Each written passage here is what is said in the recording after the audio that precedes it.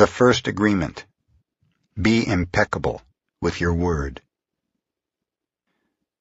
The first agreement is the most important one, and also the most difficult one to honor. It is so important that with just this first agreement, you will be able to transcend to the level of existence I call heaven on earth. The first agreement is to be impeccable with your word. It sounds very simple, but it is very, very powerful. Why your word? Your word is the power that you have to create. Your word is the gift that comes directly from God. The Gospel of John in the Bible, speaking of the creation of the universe, says, "In the beginning there was the Word, and the Word was with God, and the Word is God." Through the Word you express your creative power. It is through the Word that you manifest everything. Regardless of what language you speak, your intent manifests through the Word. What you dream, what you feel, and what you really are will all be manifested through the Word. The Word is not just a sound or a written symbol. The Word is a force. It is the power you have to express and communicate, to think, and thereby to create the events in your life. You can speak. What other animal on the planet can speak? The Word is the most powerful tool you have as a human. It is the tool of magic. But like a sword with two edges, your word can create the most beautiful dream, or your word can destroy everything around you. One edge is the misuse of the word, which creates a living hell. The other edge is the impeccability of the word, which will only create beauty, love, and heaven on earth. Depending upon how it is used, the word can set you free, or it can enslave you even more than you know. All the magic you possess is based on your word. Your word is pure magic, and misuse of your word is black magic. The word is so powerful that one word can change a life or destroy the lives of millions of people. Some years ago, one man in Germany, by the use of the word, manipulated a whole country of the most intelligent people. He led them into a world war with just the power of his word. He convinced others to commit the most atrocious acts of violence. He activated people's fear with the word, and like a big explosion there was killing and war all around the world. All over the world, humans destroyed other humans because they were afraid of each other. Hitler's word, based on fear-generated beliefs and agreements, will be remembered for centuries. The human mind is like a fertile ground where seeds are continually being planted. The seeds are opinions, ideas, and concepts. You plant a seed, a thought, and it grows. The word is like a seed, and the human mind is so fertile. The only problem is that too often it is fertile for the seeds of fear. Every human mind is fertile, but only for those kinds of seeds it is prepared for. What is important is to see which kind of seeds our mind is fertile for, and to prepare it to receive the seeds of love. Take the example of Hitler. He sent out all those seeds of fear, and they grew very strong, and beautifully achieved massive destruction. Seeing the awesome power of the word, we must understand what power comes out of our mouths. One fear or doubt planted in our mind can create an endless drama of events. One word is like a spell, and humans use the word like black magicians, thoughtlessly putting spells on each other.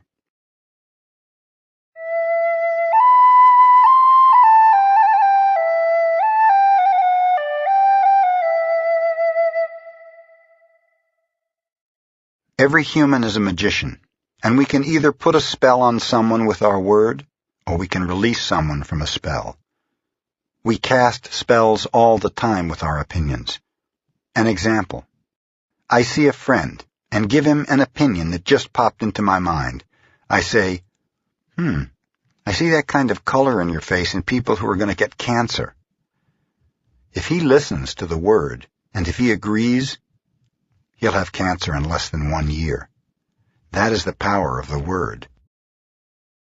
During our domestication, our parents and siblings gave their opinions about us without even thinking. We believed these opinions, and we lived in fear over these opinions, like not being good at swimming, or sports, or writing. Someone gives an opinion and says, "Look, this girl is ugly." The girl listens, believes she is ugly, and grows up with the idea that she is ugly. It doesn't matter how beautiful she is. As long as she has that agreement, she will believe that she is ugly. That is the spell that she is under. By hooking our attention, the word can enter our mind and change a whole belief for better or worse. Another example. You may believe you're stupid, and you may have believed this for as long as you can remember. This agreement can be very tricky, causing you to do a lot of things just to ensure that you are stupid. You may do something and think to yourself, "I wish I were smart, but I must be stupid or I wouldn't have done that." The mind goes in hundreds of different directions, and we could spend days getting hooked by just that one belief in our own stupidity. Then one day, someone hooks your attention, and using the word, lets you know that you are not stupid. You believe what the person says and make a new agreement. As a result, you no longer feel or act stupid. A whole spell is broken just by the power of the word. Conversely, if you believe you are stupid and someone hooks your attention and says, "Yes, you are really the most stupid person I have ever met," the agreement will be reinforced and become even stronger. Now let's see what the word impeccability means. Impeccable comes from the Latin peccatus, which means sin. The im in impeccable means without. So impeccable means without sin. Religions talk about sin and sinners, but let's understand what it really means to sin. A sin is anything you do that goes against yourself. Everything you feel or believe or say that goes against yourself is a sin. You go against yourself when you judge or blame yourself for anything. Being without sin is exactly the opposite. Being impeccable is not going against yourself. When you are impeccable, you take responsibility for your actions, but you do not judge or blame yourself. From this point of view, the whole concept of sin changes from something moral or religious to something common sense. Sin begins with rejection of yourself. Self-rejection is the biggest sin that you commit. In religious terms, self-rejection is a mortal sin, which leads to death. Impeccability, on the other hand, leads to life. If I see you in the street and I call you stupid, it appears that I'm using the word against you, but really I'm using my word against myself, because you're going to hate me for this, and your hating me is not good for me. Therefore, if I get angry and with my word send all that emotional poison to you, I'm using the word against myself. If I love myself, I'll express that love in my interactions with you, and then I'm being impeccable with the word, because that action will produce a like reaction. If I love you, then you will love me. If I insult you, you will insult me. If I have gratitude for you, you will have gratitude for me. If I'm selfish with you, you'll be selfish with me.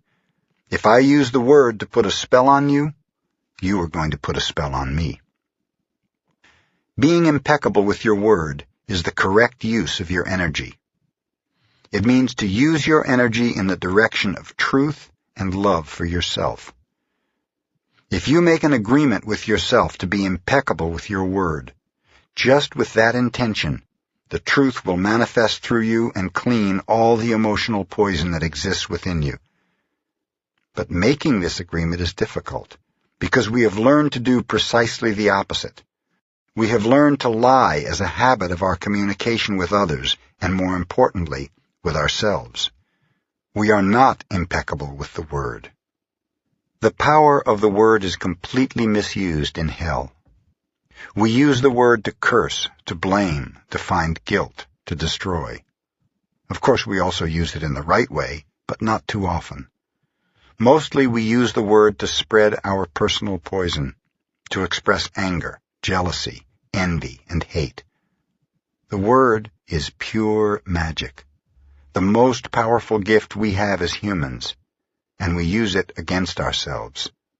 We plan revenge. We create chaos with the word.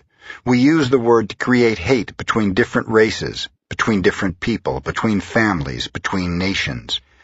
We misuse the word so often, and this misuse is how we create and perpetuate the dream of hell. Misuse of the word is how we pull each other down and keep each other in a state of fear and doubt, because the word is the magic that humans possess, and misuse of the word is black magic. We are using black magic all the time, without knowing that our word is magic at all. There was a woman, for example, who was intelligent and had a very good heart. She had a daughter whom she adored and loved very much. One night she came home from a very bad day at work, tired, full of emotional tension, and with a terrible headache. She wanted peace and quiet, but her daughter was singing and jumping happily. The daughter was unaware of how her mother was feeling. She was in her own world, in her own dream. She felt so wonderful, and she was jumping and singing louder and louder, expressing her joy and her love. She was singing so loud that it made her mother's headache even worse, and at a certain moment the mother lost control. Angrily, she looked at her beautiful little girl and said, "Shut up, you have an ugly voice. Can you just shut up?" The truth is that the mother's tolerance for any noise was non-existent. It was not that the little girl's voice was ugly. But the daughter believed what her mother said, and in that moment she made an agreement with herself. After that, she no longer sang, because she believed her voice was ugly and would bother anyone who heard it. She became shy at school, and if she was asked to sing, she refused. Even speaking to others became difficult for her. Everything changed in the little girl because of this new agreement. She believed she must repress her emotions in order to be accepted and loved. Whenever we hear an opinion and believe it, we make an agreement, and it becomes part of our belief system. This little girl grew up, and even though she had a beautiful voice, she never sang again. She developed a whole complex from one spell. The spell was cast upon her by the one who loved her the most, her own mother. Her mother didn't notice what she did with her word. She didn't notice that she used black magic and put a spell on her daughter. She didn't know the power of her word, and therefore she isn't to blame. She did what her own mother, father, and others had done to her in many ways. They misused the word. How many times do we do this with our own children? We give them these types of opinions, and our children carry that black magic for years and years. People who love us do black magic on us, but they don't know what they do. That is why we must forgive them. They don't know what they do. Another example. You awake in the morning feeling very happy. You feel so wonderful you stay 1 or 2 hours in front of the mirror making yourself beautiful. Well, one of your best friends says, "What has happened to you? You look so ugly. Look at that dress you're wearing. You look ridiculous." That's it. That is enough to put you all the way down in hell. Maybe this girlfriend just told you this to hurt you, and she did. She gave you an opinion with all the power of her word behind it. If you accept the opinion, it becomes an agreement now, and you put all your power into that opinion. That opinion becomes black magic. These types of spells are difficult to break. The only thing that can break a spell is to make a new agreement based on truth. The truth is the most important part of being impeccable with your word. On one side of the sword are the lies which create black magic, and on the other side of the sword is the truth which has the power to break the spell of black magic. Only the truth will set us free. Looking at everyday human interactions, imagine how many times we cast spells on each other with our word. Over time, this interaction has become the worst form of black magic, and we call it gossip. Gossip is black magic at its very worst because it is pure poison. We learned how to gossip by agreement. When we were children, we heard the adults around us gossiping all the time, openly giving their opinions about other people. They even had opinions about people they didn't know. Emotional poison was transferred along with the opinions, and we learned this as the normal way to communicate. Gossiping has become the main form of communication in human society. It has become the way we feel close to each other, because it makes us feel better to see someone else feel as badly as we do. There's an old expression that says, misery likes company, and people who are suffering in hell don't want to be all alone. Fear and suffering are an important part of the dream of the planet. They are how the dream of the planet keeps us down. Using the analogy of the human mind as a computer, gossip can be compared to a computer virus. A computer virus is a piece of computer language written in the same language all the other codes are written in, but with a harmful intent. This code is inserted into the program of your computer when you least expect it, and most of the time without your awareness. After this code has been introduced, your computer doesn't work quite right, or it doesn't function at all because the codes get so mixed up with so many conflicting messages that it stops producing good results. Human gossip works exactly the same way. For example, you're beginning a new class with a new teacher, and you've looked forward to it for a long time. On the first day of class, you run into someone who took the class before who tells you, "Oh, that instructor was such a pompous jerk. He didn't know what he was talking about, and he was a pervert too, so watch out." You are immediately imprinted with the word and the emotional code the person had when saying this. But what you're not aware of is his or her motivation in telling you. This person could be angry for failing the class, or simply making an assumption based on fears and prejudices. But because you have learned to ingest information like a child, some part of you believes the gossip, and you go on to the class. As the teacher speaks, you feel the poison come up inside you, and you don't realize you see the teacher through the eyes of the person who gave you that gossip.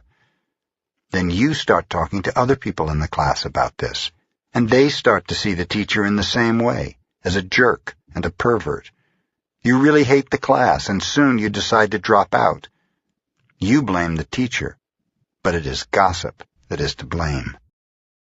All of this mess can be caused by one little computer virus. One little piece of misinformation can break down communication between people, causing every person it touches to become infected and contagious to others.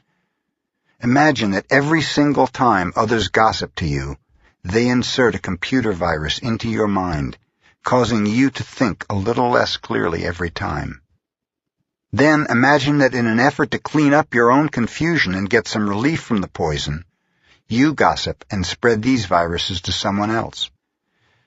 Now imagine this pattern going on in a never-ending chain between all the humans on Earth.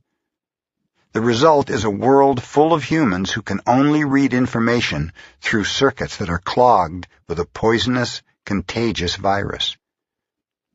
Even worse are the black magicians or computer hackers who intentionally spread the virus. Think back to a time when you or someone you know was angry with someone else and desired revenge. In order to seek revenge, you said something to or about that person with the intention of spreading poison and making that person feel bad about him or herself. As children, we do this quite thoughtlessly, but as we grow older, we become much more calculated in our efforts to bring other people down. Then we lie to ourselves and say that person received a just punishment for their wrongdoing. When we see the world through a computer virus, it is easy to justify the cruelest behavior. What we don't see is that misuse of our word is putting us deeper into hell. For years we've received the gossip and spells from the words of others, but also from the way we use our word with ourselves. We talk to ourselves constantly, and most of the time we say things like, "Oh, I look fat. I look ugly. I'm getting old. I'm losing my hair.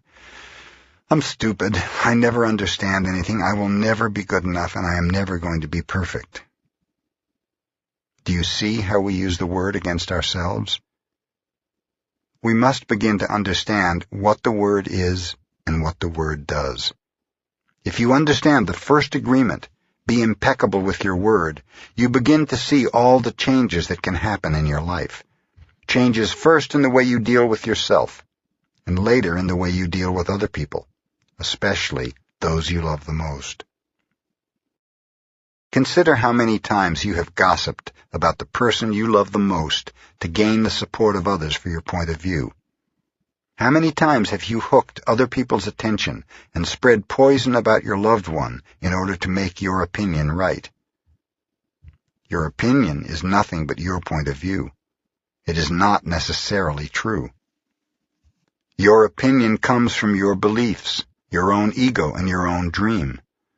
We create all this poison and spread it to others just so we can feel right about our own point of view. If we adopt the first agreement and become impeccable with our word, any emotional poison will eventually be cleaned from our mind and from our communication and our personal relationships, including with our pet dog or cat. Impeccability of the word will also give you immunity from anyone putting a negative spell on you. You will only receive a negative idea if your mind is fertile ground for that idea. When you become impeccable with your word, your mind is no longer fertile ground for words that come from black magic. Instead, it is fertile for the words that come from love. You can measure the impeccability of your word by your level of self-love. How much you love yourself and how you feel about yourself are directly proportionate to the quality and integrity of your word. When you are impeccable with your word, you feel good, you feel happy, and at peace. You can transcend the dream of hell just by making the agreement to be impeccable with your word. Right now, I'm planting that seed in your mind. Whether or not the seed grows depends upon how fertile your mind is for the seeds of love. It's up to you to make the agreement to be impeccable with your word. Nurture this seed, and as it grows in your mind, it will generate more seeds of love to replace the seeds of fear. The first agreement will change the kind of seeds your mind is fertile for. The first agreement is one you should make if you want to be free, if you want to be happy, if you want to transcend the level of existence that is hell. To be impeccable with your word is very powerful. Use the word in the correct way. Use the word to share your love. Use white magic, beginning with yourself. Tell yourself how wonderful you are, how great you are. Tell yourself how much you love yourself. Use the word to break all those teeny tiny agreements that make you suffer. Just this one agreement can change your whole life. Impeccability of the word can lead you to personal freedom, to huge success and abundance. It can take away all fear and transform it into joy and love. Just imagine what you can create with impeccability of the word. You can transcend the dream of fear and live a different life. You can live in heaven in the middle of thousands of people living in hell because you are immune to that hell. You can attain the kingdom of heaven from this one agreement. Be impeccable with your word.